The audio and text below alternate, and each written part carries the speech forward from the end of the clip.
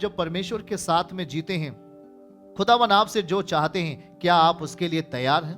परमेश्वर जो आपसे कहना चाहते हैं, जो आपसे आपके जीवन में चाहते हैं, आप जिन चीजों का शायद सबसे ज्यादा प्रेम करते हैं, उन्हीं चीजों को प्रभु आपसे चाहते हैं। क्या आप उन चीजों को परमेश्वर के लिए अर्पित करने के लिए तैयार होते हैं? प्रभु कहता है, मैं सब प्रकार का अनुग्रह तुम्हें दे सकता हूं। कब? जब तू मेरे लिए तैयार होगा, जब तू मेरे लिए हर वक्त तैयार होगा, जो तू मेरे लिए हर सीजन में, हर टाइम में जब तू मेरे लिए तैयार होगा। तो बाइबल कहती है परमेश्वर सब प्रकार का, हाथों को उठा के बोलो, सब प्रकार का अनुग्रह तुम्हें दे सकता है, दे सकता है, जिससे हर बात में और हर समय सब कुछ जो तुम्हें आवश्यक हो तुम्हारे पास रहे, आपके पास रहे, आपसे दूर ना जाए। वो चीजें आपके पास रहेंगी जो खुदावन के लिए बलिदान होने जा रही है। हर एक भले काम के लिए तुम्हारे पास बहुत कुछ हो। ये चीजें कब होगा आपके जीवन में? हाँ, लिखा सब प्रकार का अनुग्रह। अनुग्रह क्या है? अनुग्रह क्या है? अनुग्रह का शब्द जरा ध्यान से सुनिए। अनुग्रह एक ऐसा शब्द है जो ग्रीक भाषा में इसे कैरस कहा जाता है। कैरस एक ग्रीक भाषा का एक ऐसा शब्द है जिसे हम कैरस कहते हैं। कैरस, अनुग्रह को कैरस शब्द बोलते हैं ग्रीक भाषा में। और उस जमाने में जो धनवान लोग हुआ करते थे, वो अपने जीवन से बलिदानों को देते थे, बहुत ज्यादा बलिदान को देते थे, इसलिए उन्हें कैरस कहा जाता था, वो चीज करने के कारण। आप जब खुदावन के अनुग्रह में आएंगे तो प्रभु कहता है, मैं सब प्रकार का अनुग्रह तुम्हें दे सकता हूं, सारी चीजें मैं व्यवस्था कर सकता हूं। पर इस बात को ध्यान दो, क्या आप अपने जीवन को समर्पित तरीके से लेके चल रहे हैं? क्या आप अपने जीवन को खुदावन के साथ लेके चल रहे हैं? इन बातों को बाइबल में कई जगहों पर खुदावन ने इस बात को कहा है, जब तू संपूर्ण मन से मेरी ओर आएगा, जब संपूर्ण मन से तू मेरी ओर फिरेगा तो मैं तेरी ओर फिरूंगा, तू मेरी ओर आएगा मैं तेरी ओर आऊंगा। मेरे प्रियजनों, आज क्या जब आपकी आवश्यकता होती है तभी आप परमेश्वर की ओर फिरते हैं? जब आपको जरूरत होती है तभी आप परमेश्वर की ओर फिरते हैं? नहीं, हमारी आवश्यकता खुदा को हमेशा है। हमारी जरूरत, हमको आवश्यकता है खुदा को हमेशा। अगर वो हमारा साथ छोड़े हम नष्ट हो जाएंगे। इसलिए ध्यान से सुनिए, आप अपने जीवन में जब परमेश्वर के साथ चलते रहते हैं तो आपका जीवन में जो एक बलिदान का शब्द है, जो एक सेक्रीफाइस का शब्द है, जो एक समर्पण का शब्द है, वो चीजें आपके जीवन के लिए रास्ता तैयार करते हैं। और जो चीजें, मैं फिर से बोलता हूं, जो चीजें आप अपने जीवन में तैयार करते हैं, जो चीजें खुदावन के लिए अर्पित करते हैं, वो चीजें समाप्त नहीं होती हैं, उन चीजों के लिए रास्ता खुलता है।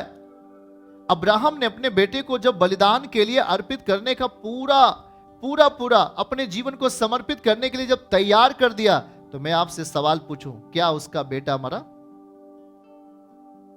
क्या उसका बेटा खत्म हो? और यही चीज हम नए नियम में देखते हैं। आज से 2000 साल पहले खुदावन ने जब अपना इकलौता बेटा यीशु मसीह ने इस दुनिया के पाप के बदले बलिदान किया, तो क्या उसका बेटा मर गया? जो चीजें बलिदान स्वरूप खुदावन के लिए दी जाती हैं, वो बढ़ने वाली हैं।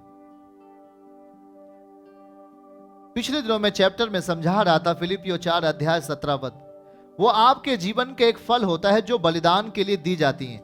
और जो बलिदान के लिए दिया जाता है वो आपके लिए बढ़ेगा, वो आपके लिए बढ़ेगा और आपको बढ़ाएगा।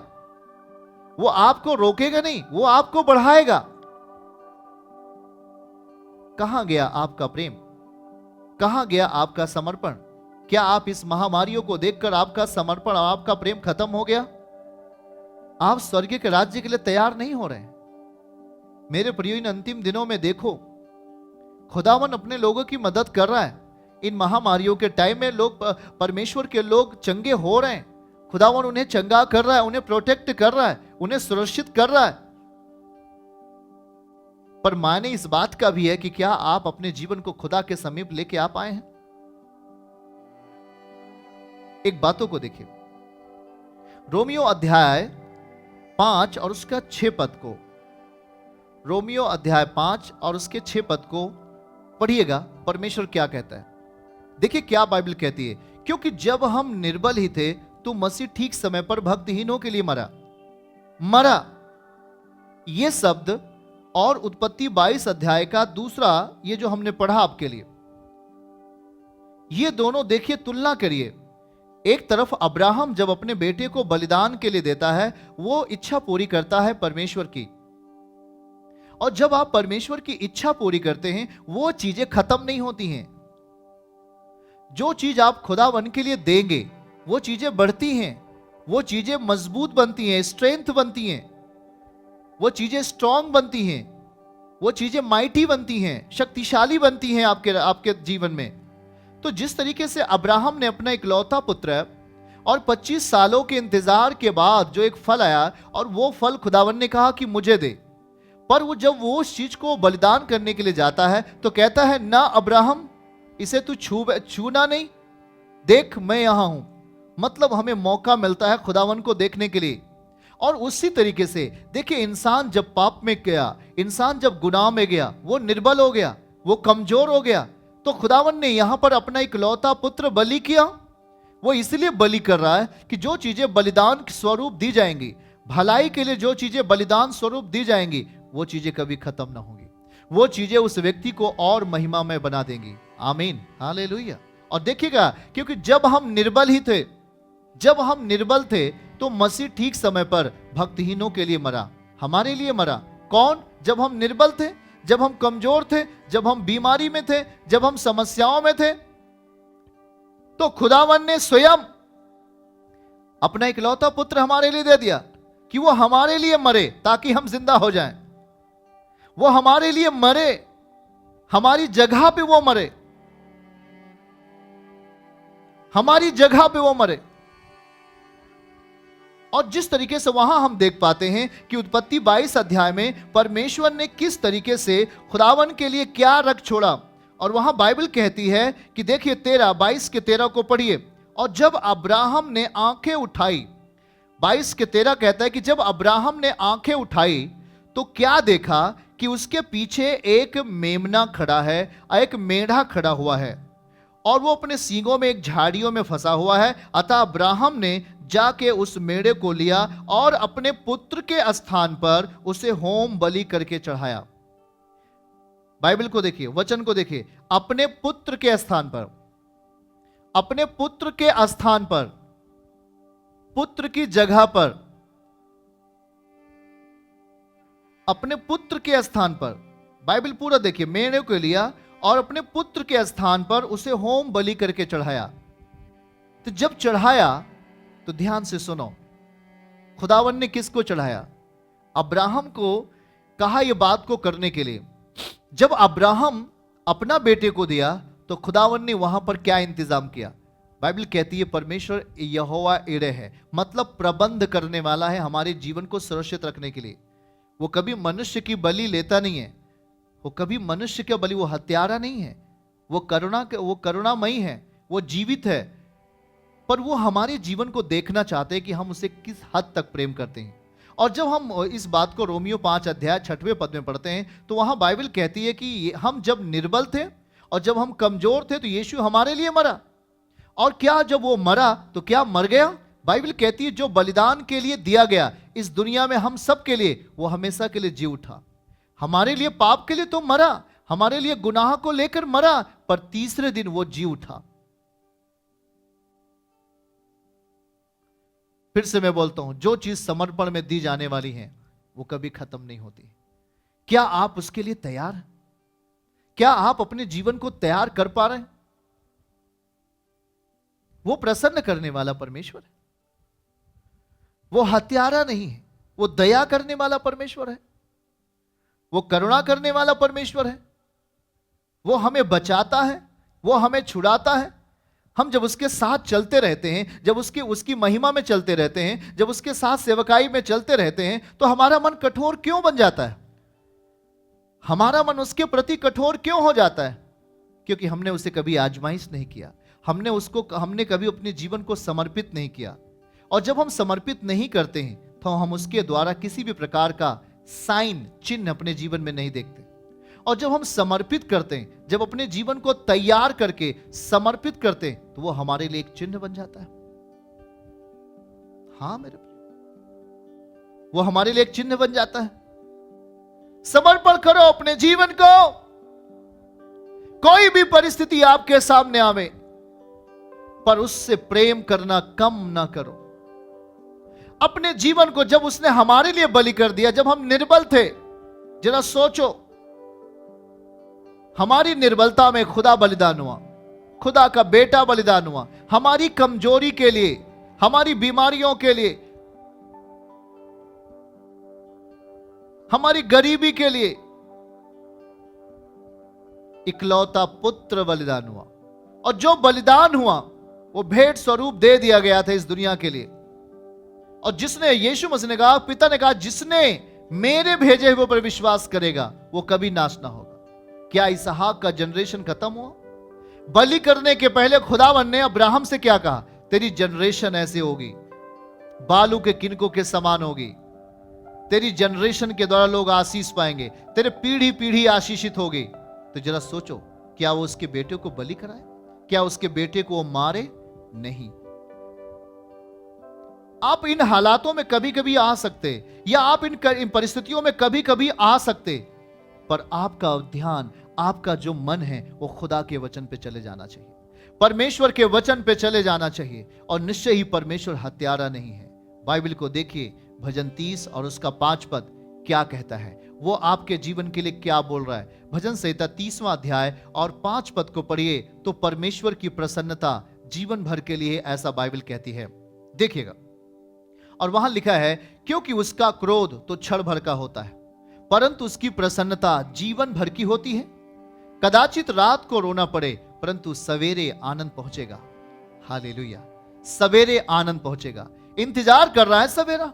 चिंता मत करो, अगर आज महामारियां आई हैं तो कल जाएंगी, आज समस्याएं आई हैं तो कल खत्म होंगी, क्योंकि आपके आगे आगे आपका प्रभु चल रहा है। आप इस बात को भरोसा रखें। देखिए, कुछ कार्य है जिसे हम अपने जीवन में करते हैं, कुछ योजनाएं हैं जिसे परमेश्वर हमारे जीवन में शामिल करता है, उसे अलग नहीं करता। वो चीजें वचन से जुड़ी हुई होती हैं, वो चीजें बलिदान से जुड़ी हुई होती हैं, और उन चीजों को जब हम अपने आत्मिक क्षेत्र में शामिल करते हैं तो वो एक कार्य बन जाता है, वो एक खुदावन की महिमा बन जाती है। और इसीलिए उन चीजों को हम अपने जीवन से अलग नहीं करते। जैसे कि परमेश्वर के सामने हम सुबह उठकर प्रार्थना करना, उसके साथ में कलीसिया में बैठना, उसके साथ वचन को लेकर पढ़ना, मनन करना, और वचनों को, एक एक वचनों को देखना और उसे क्लेम करना, उसे बोलना, उसे अंगीकार करना। इन बातों को, इन कामों को लेकर अपने जीवन का कमाई का दशवांश, उसका अपने जीवन का उठाई हुई भेंट, हम अपने जीवन की वो खुदावन की महिमा को हम परमेश्वर के लिए अर्पित करते हैं, बलिदान करते हैं। और जो चीजें बलिदान स्वरूप जाने वाली हैं परमेश्वर के सामने, वो कभी भी खत्म नहीं होती हैं। आपको पता है कि पहले सामुएल की किताब में पहला अध्याय और दूसरा अध्याय जब पढ़िए तो वहां पर हन्ना ने अपना इकलौता पुत्र, कई सालों के बाद उसे संतान आता है, पर उसने क्या डिसीजन लिया? उसने ये नहीं समझा कि मैं जो प्रार्थना कर रही हूं कहीं मेरे लिए ये असंभव ना बने, पर उसने क्या कहा, हे मेरे पिता, अगर तू मुझे संतान देगा तो मैं पहला संतान, पहलौठे संतान को मैं तेरे महिमा के लिए अर्पित कर दूंगी। पहला सामुएल उसके दूसरे अध्याय में जब पढ़े तो हन्ना ने वही काम किया, और खुदावन ने उसकी कोख को खोली और वो गर्भवती हुई और संतान को जन्म दिया। और कई सालों के बाद हन्ना को संतान आया, कई सालों के बाद संतान आया, और मेरे प्रियजनों, और उसने खुदावन के लिए अर्पित कर दिया। और जब वो अर्पित कर दिया तो बाइबल क्या कहती है कि सामुएल खुदा की वेदी के पास रहता था, परमेश्वर की सेवा करता रहा। वो अर्पित किया, मतलब वो समर्पित किया अपने बेटे को। ध्यान से सुने, उसे काटा नहीं, नो, उसे अर्पित कर दिया। एक बहन आई थी, उसने कहा, और जी पापा जी, मैंने कहा था कि मेरा संतान होगा तो मैं भी कलीसिया के लिए अर्पित करना चाहती हूँ। मैंने कहा वेरी गुड। मैंने कहा जब बड़ा होगा इसे सेवकाई के लिए अर्पित कर देना है। उसने कहा बिल्कुल। उसने जब ऐसा मन बनाया तो उसके बाद एक और संतान उसके जीवन में आ गया। आप हन्ना की तरह देखिए, जब उसने अर्पित किया उसके बाद उसके साथ 4 संतान और आए। मेरे प्रियो, वो किस तरीके से रो रही थी, किस तरीके से दुखी थी, किस तरीके से पीड़ा में थी। आप जब डिसीजन लेते हैं समर्पण करने का, आप जब अपने जीवन को किसी भी रीत से, जो चीजें आपको रोकती हैं उसे अर्पित कर दो खुदा के लिए। जो चीजें आपके महिमा में, खुदा और आपके बीच में जो चीजें बाधा बनती हैं, उसे परमेश्वर के लिए अर्पित करो। वो चाहे कोई सामान हुआ, वो चाहे धन हुआ, वो चाहे कुछ भी प्रॉपर्टी हुआ। हनन्याह और सफीरा के बारे में हम जब पढ़ते प्रेरितों अध्याय 5 में, तो वहां पर देखिए किस तरीके से वहां पर पैसा एक रुकावट आया, धन रुकावट आया समर्पण करने में। और जब समर्पण करने में रुकावट आया तो रुकावट जो आया वो शैतान लेके आया। और जब शैतान रुकावट लेके आता है तो वहां बाइबल कहती है कि शैतान की बातों को मान लिया। क्योंकि वो शायद 120 के ऊपर जो पवित्र आत्मा उतरा था उनमें से हनन्याह सफीरा पति पत्नी दोनों थे। पर देखिए किस तरीके से वो धन ने उन्हें अपनी ओर खींचा, संसार ने अपनी ओर खींच लिया और उन्होंने संसार की बातें मान ली। हनन्याह और सफीरा ने संसार की बातें मान ली। और शैतान ने कहा कि वो जब पतरस के पास आते हैं, मेन लीडर के पास, पतरस कौन थे? कलीसिया के जो लीडर थे, कलीसिया के जो पास्टर थे, उनके पास जब वो आते हैं तो उसने निश्चय ही आत्मा सारी बातों को जानती है। उसने कहा क्या तेरा जो जमीन था जो तूने बेचा था कलीसिया को देने के लिए, क्या वो तेरा नहीं था? पर तूने झूठ क्यों बोला? ध्यान से सुनिए, हम अपने समर्पण में झूठ को शामिल नहीं करें। हम अपने समर्पण में सच्चाई को शामिल करें। हम अपने समर्पण में त्याग को शामिल करें। हम अपने समर्पण में परमेश्वर की अधीनता को शामिल करें। अगर हम अधीन होकर कोई काम नहीं कर रहे हैं, हम अधीन होकर कोई समर्पण नहीं कर रहे हैं, हम अधीन होकर परमेश्वर के लिए नहीं खड़े हैं, तो वो हमारे लिए श्राप बन जाता है। पर अधीनता में आकर जब हम हर चीजें खुदा के लिए समर्पित हो जाते हैं, वो हमारे लिए आशीष बनता है और वो कभी खत्म नहीं होता। हाँ या ना? समर्पण, उसने अपने बेटा बलिदान किया, वो बलि के लिए दे दिया, मतलब दे दिया। और जब उसने दे दिया तो वो कभी खत्म नहीं हुआ। हन्ना ने अपने बेटे को दे दिया तो उसके बाद और संतानें आ गई। पर वहीं पर हम देखें नए नियम में हनन्याह सफीरा ने रोक लिया, धन का समर्पण रोक लिया। जो चीजें देना चाहिए कलीसिया के लिए, जिसे खुदा ने कहा था, उसे उन्होंने रोक लिया। और जब रोका तो उसमें उन्होंने झूठ को शामिल किया। उस समर्पण में झूठ, उस समर्पण में छल, उस समर्पण में निंदाएं, उस समर्पण में धोखा आपको नीचे लेके जाता है। आप बहुत बातों में जय नहीं पाते और आप फेल होते हैं और आप संसार की ओर से आपको भय आपके अंदर समा जाता है। मेरे प्रियो, आप चाहे जैसे भी हो, आपके जीवन में कुछ भी कैसे क्यों ना हो, किन परिस्थितियों में आप रह रहे हो, ये परमेश्वर से कोई मतलब नहीं। पर परमेश्वर ये चीज देखता है कि तू कितने मेरे लिए समर्पण है। आपके पास धन है, आपके पास धन नहीं है, आपके पास क्या है क्या नहीं है, पर आप किन चीजों को लेकर खुदा के सामने समर्पित होते हैं। और जिन चीजों को हम अपने जीवन के लिए, जो परमेश्वर आपको शक्ति देता है, उन चीजों को लेकर जब हम खुदा के सामने, खुदा के कहे हुए वचन के अनुसार अपने आप को लेकर समर्पित करते हैं, वो चीजें बढ़ने लगती हैं।